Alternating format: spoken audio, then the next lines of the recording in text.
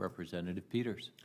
Thank you, Senator Vice Chairman Heinrich, for holding this important hearing, also for mentioning the backstop authority for interstate high voltage transmission, which we worked on together, and I hope we can pass that out of the House next week. And it's great to be joined by climate advocates, electrification experts, and even a fellow San Diegan, and Mr. Matusiak. Good to see you on this side of the country. And before I start, I just want to say, too, to Mr. Schweikert, count me in on the people who want to deal with NEPA in the context of climate action. We have a very short time to get to where we need to, and I think we really have to look hard at the paperwork we put people through, particularly for things that are explicitly environmentally beneficial, and I would love to work with you on cutting down the time on that.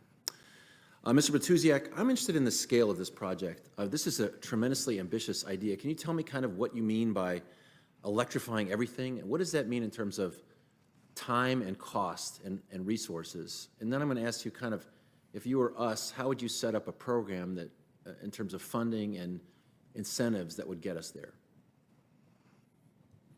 Well, thank you, Congressman Peters. It's nice to see you here in Washington, and hopefully get to see you on the other side of the country too. The better side. Where it's less humid and nicer weather. I would just say a couple of things. I think for us, the conversation about electrifying everything is just, it's a math question. How do we get to zero emissions, and how do we do that as quickly as possible? It's really electrifying almost everything. It's really focusing on our energy emissions, and our energy emissions in the country, our energy use in the country accounts for 90% of our emissions. So by transitioning and electrifying the economy, a few things happen.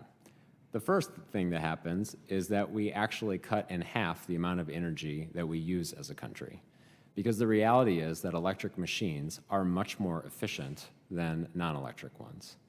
It turns out that the heat pumps that we're talking about today for people's homes are 3 times more efficient than the machines that they would replace. They are more efficient and they cost less to operate than any other kind of machine on the market. So once we start electrifying the economy and our supply side, we have an opportunity to actually lower the amount of energy, reduce the amount of energy we use as a country, because it turns out that electrification is the efficiency. But where we focus, and what we have spent a lot of time thinking about, is the demand side of the question. Because when you electrify the supply side, when you decarbonize our supply, you still have machines on the other end that have to use the power that we are producing.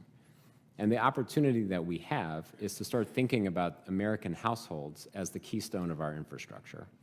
Because every single one of those households, as we go forward in the future, will have cars in the garage with batteries between the wheels, can have heat pumps in their homes that actually also serve as batteries, and each of those homes become a way for us to better balance the grid, to have better resilience, and to actually save Americans a lot of money so that they can plow it back into the economy. Just to make sure we get to where I need to go is, I understand that from the perspective of new construction. That's relatively easy to understand.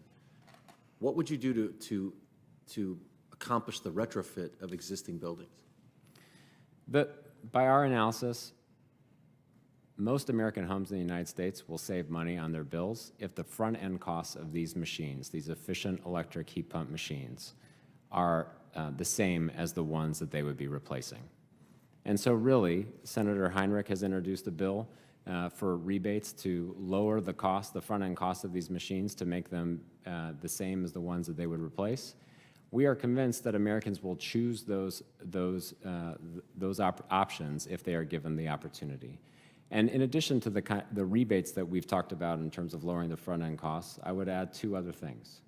The first is low-cost financing, because these machines last a very long time, 10 years, 15 years, 20, 25 years. We can amortize the costs over a long period of time to further reduce the monthly cost to the American homeowner.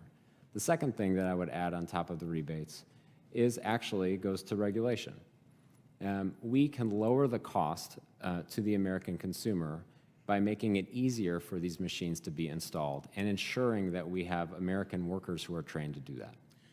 I'm going to run out of time. I guess the other thing I was just called here for us to look at as we go forward is one of the issues with the deployment of solar, for instance, is that people who have the upfront money to put those in are somewhat advantaged, and it ends up with people who can't afford the upfront cost subsidizing the others. And I would like to make sure we come up with a way to ensure that that doesn't happen in this instance. And, Mr. Chairman, the San Diegans had used up my 5 minutes.